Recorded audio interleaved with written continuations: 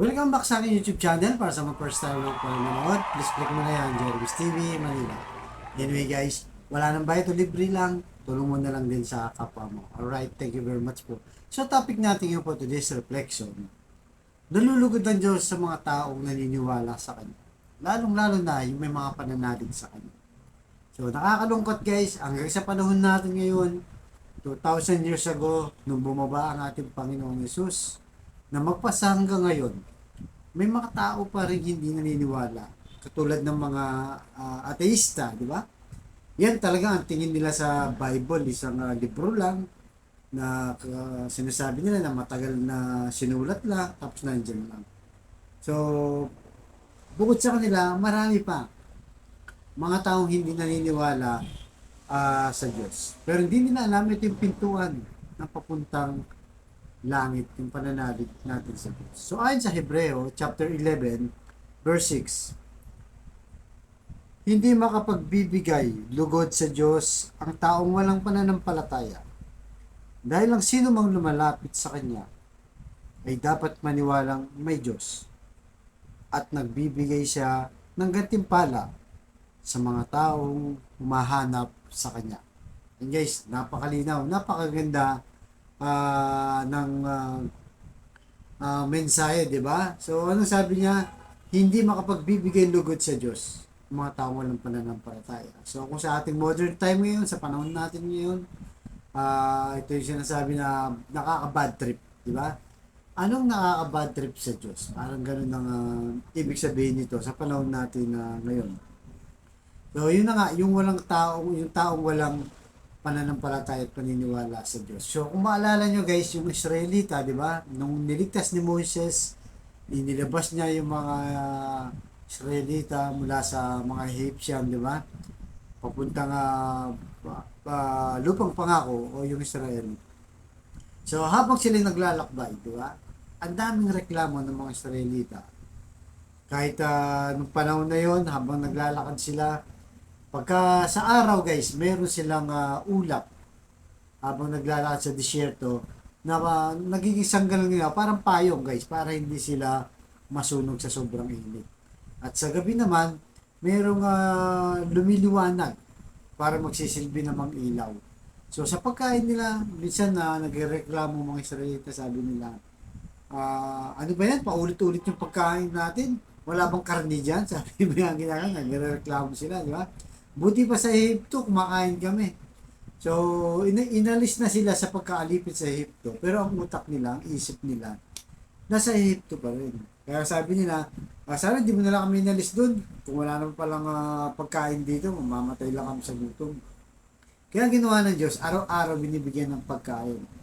Yung mana galing sa langit, yung lahat ng kailangan nila. Tubig, pagkain, lahat binigay. Hanggang sa umantok pa nga, di ba guys, na ginamit ng Panginoon itong si Moises na hinati na yung dagat para lang sila makatawid nung umalis na sila sa Egypto. Pero sa kabila nun, mga milagro, mga ginawang kabutihan ng Diyos sa kanila, hindi pa rin sila naniniwala. Magpasa hanggang ngayon, meron pa mga Hudyong hindi naniniwala sa ating Panginoong Jesus. So, yan ang nakakalungkot, di ba? Na sa kabila ng ginagawang kabutihan ng Diyos sa ating buhay, hindi ka pa rin naniniwala na may Diyos. O maliit pa rin ang iyong pananampalataya. Pero di ba? Pero hindi nila makita, di ba? Yung kabutihang ginawa ng Diyos sa kanila habang sila'y nasa disyerto.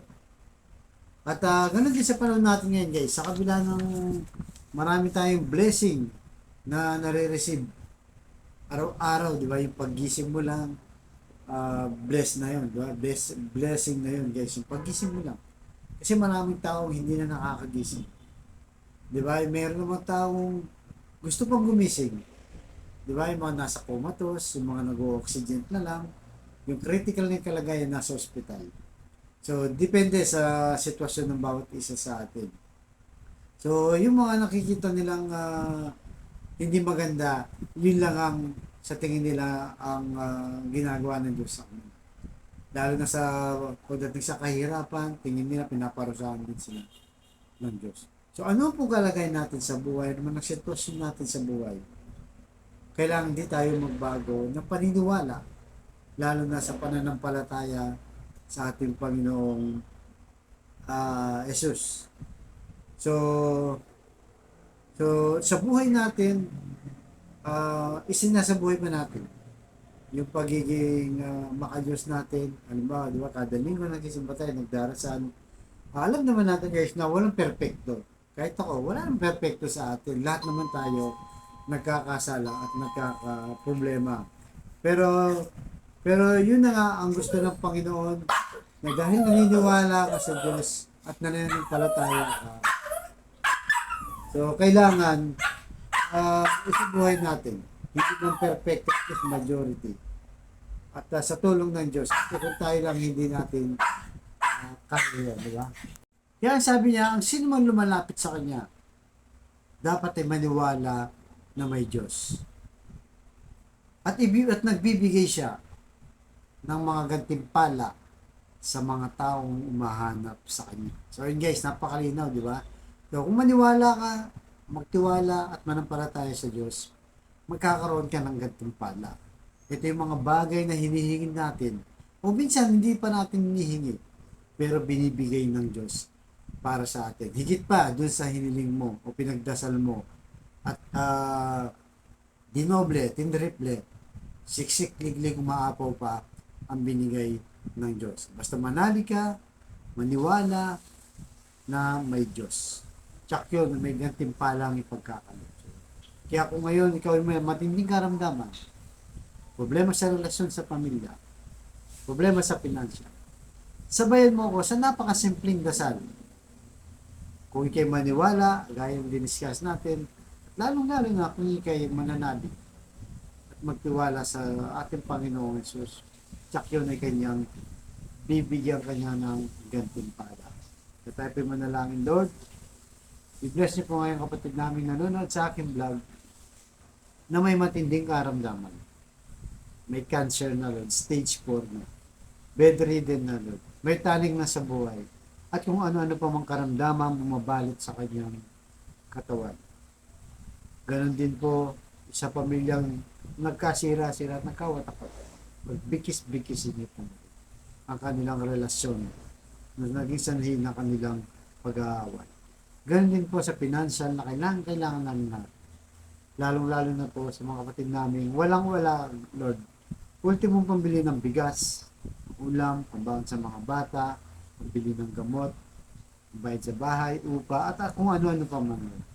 I-bless niyo po ang aming hanap buhay, karamdaman, at financial. Kagaya ng sinasabi mo, Lord, na kapag ikay hinanap namin at nagtiwala kami na nampalataya sa iyo, Panginoong Jesus, kami yung bibigyan ng gantimpala. So ang lahat ng ito hiniling namin sa matamis na pangalan natin, Panginoong Jesus. Amen. To God all be the glory. Sa ngalan ng Ama, ng Anak, ng Jesus Espiritu Santo. Thank you very much po.